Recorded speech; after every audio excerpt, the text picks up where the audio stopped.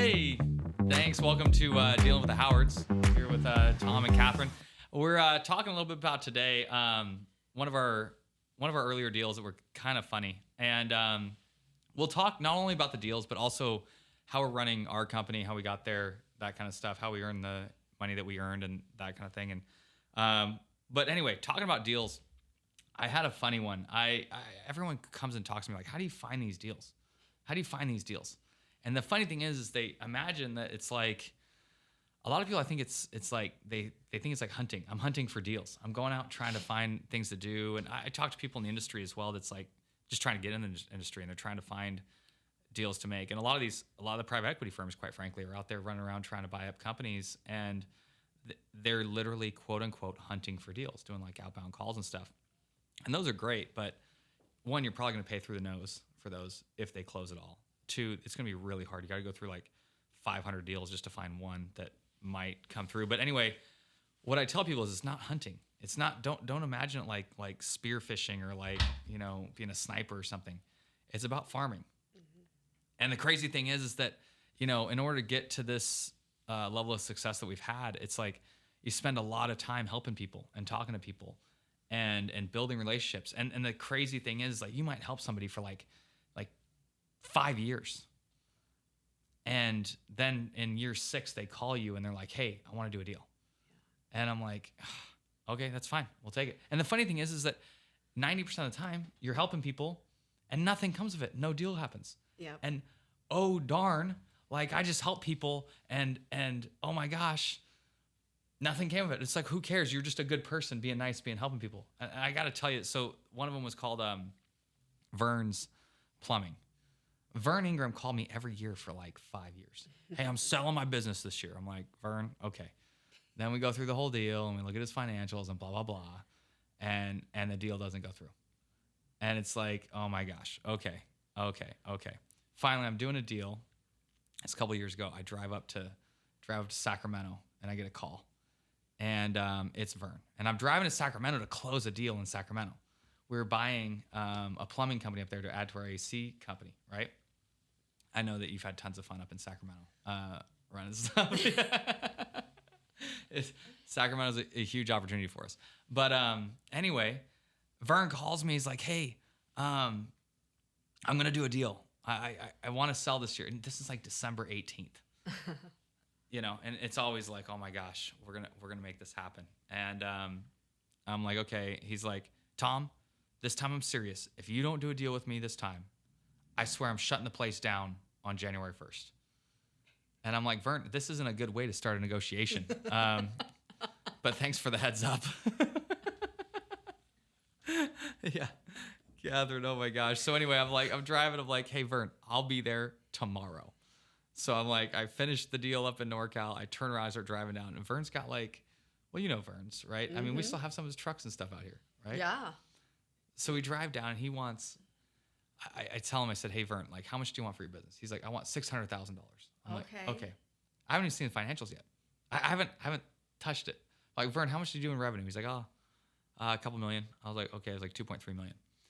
And I'm like, how much in profit? He's like, oh, about 220 grand, something like that. Okay. And the thing is, I knew his accountant, and I knew his operation was really strong. And I mean, the place was just, long-standing business in Fresno. Yeah, incredible customer base, definitely. Yeah, everybody knew their name. Everybody, yeah. And they did good work. They were a quality company for sure. Yeah, so I'm sitting there looking at it, and I'm like, his financials are probably accurate. I mean, this is how a lot of those deals work, right? So I go in and I look at it, and he's like, "Oh my gosh, how much do you think it's worth?" And I look at it, and I tour around his shop, and I swear you could have scrubbed, you could have eaten off the floor in the shop. Yeah, the whole thing. He had like an epoxy floor in the shop, and scrubbed every day. I saw some guy mopping, and then I look around, and I'm like, "Oh my gosh, there's like 6 trucks out there." I'm like, "Holy cow, this is awesome." And all the trucks are like 50,000 miles or less on them. And I'm just smiling to myself. And I look down, there's a couple of those sewer cameras. They're like $10,000 a piece. I'm like, ooh. I really wish I could have, I'm just looking at Lowe's. I needed like at least 2 or 3 of them. And so I'm looking around. I'm like, this guy has a hydrojetter that's like 50 grand. Yep. And I'm looking at it, and I was like, Vern, I'll give you 400 grand. He's like, you haven't looked at my financials yet. I'm like, yeah, I trust you. And he's like, we'll split it 50-50. Meet me in the middle at 500 grand. I'm like, okay. And I still hadn't even seen him. You know? And anyway, so we walk inside. He's like, what are you doing? I'm like, I literally pull out a laptop and I start typing up bill of sale for an asset agreement. Because I'm thinking I got at least 300 grand in assets. So I'm buying this whole thing for 100 grand. And he's like, why? I said, because I want to make sure that we get this deal done today. So I literally write a bill of sale. I send it over to his printer. He prints it. I said, here, sign this. And I gave him 10 grand as a down payment that day. I was like, the rest of the money will be here in your account tomorrow. And he's like, okay. And then I literally called the office. Do you remember Lacey? Yeah. Lacey used to work here. And then I remember John working with Lacey on the integration of the Service Titan from Burns and their information. Yeah, so we start doing, I call Lacey and John, and they're at my office at Lee's, which is like 5 minutes away. I said, hey, I'm at Vern's right now, and I just bought the company. I'm like, are you serious? I said, yeah, I need you guys to come over here. I need you to interview the employees and see how we're going to integrate them. And then, John, I need you to move all the assets over to our shop in the next 30 days. And so Lacey and John come in. I introduce them to Vern, and I just left. Here, can you take over this deal? And I think that the problem is that people look at that. They're like, man, that's an amazing deal. Like, you got a great deal there. I'm like, they're like, how'd you do that? And it's like, it's farming, not hunting. Like, you got to be farming and helping people. And I think that's the key thing that people miss in all of this. They're always going for the money. Mm-hmm. They're always going for the kill. They're always looking for, like, how do I make more money? They're not looking at, like, how do I help my employees? How do I help my community? Mm-hmm. Exactly. And I think, and that's where you knew that Vern's was a good deal, and it was 100%. Easy, and he was ready. I think that those are some of the key things that go into it. A lot of times in the deals that you see people talking about today, they're always not sure if it's a good deal. And if you're not sure, maybe you should keep looking, or continue the conversation. Like you said, keep helping someone until it's beneficial on both sides to do it. And then you have to have a plan. You want to go in and acquire a company like Vern's. They have customers that have certain levels of expectations that they've come to expect with their service and things like that. So if you're looking to sell your business, Vern wanted to give his business. He wanted to sell his business to someone who he knew was going to take care of it. And he knew and take care of his employees and his take care of his customers. Yeah, he ran a reputable company for a long time. He took pride in his work and what he did. And it wasn't all about the money to him at the end. And that's why we were able to make a deal, because our values were in alignment. And I think when you're going into these deals, it's really, really, really important. Your partners, the values have to be in alignment. You have to want the same outcomes and objections. And you do have to have some sort of similar business practices. Sometimes if you go in and get a deal that's on a business that's been run really poorly, that can be a great deal because you can turn it around and do great things.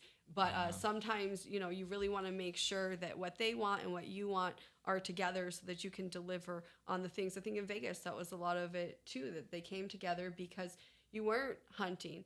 People come to us because they know we're going to take care of business. We're going to build a business that's respectable. We take pride in what we do. We treat our employees right. We treat our customers right. At the end of the day, they can rest their head on their pillow knowing that we take care of business here. Yeah, I think the other thing is that a lot of people get worried because they're like, oh my gosh, like I don't want to help people because I'll be giving them my trade secrets. Look at Kathryn rolling her eyes. What secrets? Everyone thinks, oh man, you guys, like I come to work every single day for the love of the trades, for the love of contracting. We are right now, as we speak, experiencing one of our busiest days of the year here in Fresno. And it's so exciting to watch the flow of business from our marketing working, more calls than Finally we can hit answer. 95 degrees in Fresno yesterday. Oh man, the call center deal. Blowing up. I mean, these things, my whole team is all hands on deck today, from marketing and the call center, all the way to the installers and the accountants, our service technicians in the field, our supervisors in the office. Everyone is all hands on deck working today. And we know that what we do here is going to drive the revenue that supports our sustainable business growth and puts food on the table for all of our employees, hundreds of employees and their families who depend on us. And we take a lot of pride in that. And it's really, really, really, really exciting. The funny thing is like, I also noticed like everyone thinks they have a trade secret. It's like, go to any one of the conferences. There's no secrets. Like everyone's telling all the stuff that we're doing at our company, and we'll talk about it on the podcast, is like, this is all blocking and tackling. It's all standard stuff. Everyone knows the answer, just nobody executes. And home service is a $4 trillion industry, people. There's enough room for everyone to win. Yeah. Who do you think you're gatekeeping your information from? Like, that's what blows my mind. When I collaborate, 2 + 2 = 4. You know what I mean? When you put 2 and 2 together, it equals 4. It doesn't mean you put 2 + 2 - 2 and you've got 0. It's not how it works. You know? There's not secrets that you're gatekeeping. You're just, I think. Shoot. What we ended up merging with a company called Comfort Now, Dustin Miller down in Visalia. Mm-hmm. And the funny thing is, Dustin and I used to go to conferences together. We'd drive together. We went to the Inc. 5000 conference together. We shared our price book together during that time. And we're 45 minutes from each other. We were in direct competition a lot of times. Yeah. And we had each other's price book. We had each other's data. Like, we didn't care. Like, the reality is, there's nothing that you're going to give away that no one knows. You have almost no secrets whatsoever. Every once in a while, there's something cool that comes up that you might have something proprietary, but it's super rare. And the funny thing is, how many tours do we do a week at our shop? More than I can count. If anyone wants to come to our shop and look at how we do things, we do like 1 or 2 tours every single week. Sometimes we got like 3 companies in at a time, usually Mondays or Fridays. That head of HR, Chad, we've got an open door policy. We have an amazing team that they've got incredible operations here. So anyone that wants to come visit, we can definitely arrange that. Yeah, and it's literally our company model, because we used to have a giant vision and mission statement and all that BS, and it's like, I hate it. I go into companies and I see this giant mission statement that nobody reads and nobody ever knows. It's like 5 paragraphs. It's written on a wall somewhere. It's collecting dust. Anyway, we finally just got rid of all that stuff, and we just said, serve people, our customers, our community, our coworkers, and have fun doing it, right? Yeah. And as we want to do. So, by the way, if anyone wants to come, and I'm really telling the truth here, if you want to come, if you are shop, it's in Fresno, California. There's a airport with a code FAT, FAT. So it's easy to remember. 15 minutes from our shop. Fresno Air Terminal is what it stands for. Then someone realized that it was FAT, and all your luggage tags say FAT on them, and it's like they're accusing you of something. But so they decided to call it Fresno Yosemite International, but the FAA has not allowed them to change that on the tag, so everything just says FAT still. Anyway, 15 minutes from our shop. You can come in, you can see it, you can tour around, see whatever you want to see. Our HR director will go around and give you the tour and show you whatever. You can stay for the day if you want, listen to people. Shoot, we don't care. Do a ride along. I don't care. Anyway, so piece of this podcast is farming, not hunting.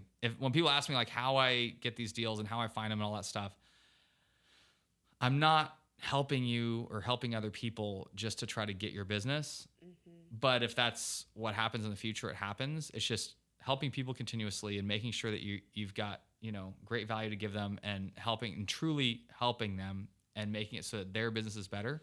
And then we'll talk a little bit about making sure that, you're both finding each other's strengths and like finding out what people want in the business and how to close that deal later. But the reality is, it's like making sure that you're honestly coming from a spot of helping and being and contributing. It leads to eventually these deals start coming in and people start saying, hey, like, I'd like to do business with you, and this is what I want. So, thanks, everybody. Looking forward to another podcast.